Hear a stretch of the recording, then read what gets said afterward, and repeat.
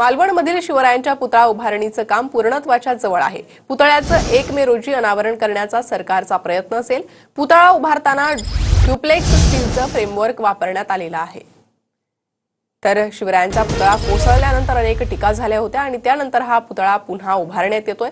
मालवणमधील शिवरायांच्या या पुतळा उभारणीचं काम पूर्णत्वाच्या जवळ आलेलं आहे। पुतळ्याचं 1 मे रोजी अनावरण करण्याचा सरकारचा प्रयत्न असेल। तर हा पुतळा उभारताना ड्युप्लेक्स स्टीलचे फ्रेमवर्क वापरण्यात आलेला आहे।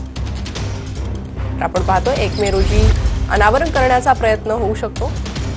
तर शिवरायांच्या पुतळा उभारणीचं काम हे अंतिम टप्प्यात आलेलं आहे।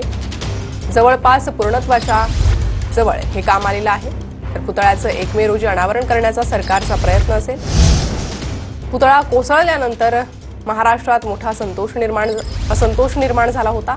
अनेक टीका झाल्या होत्या आणि त्यानंतर हा पुतळा बांधकाम करणाऱ्यांवर देखील कारवाई करण्यात आली होती।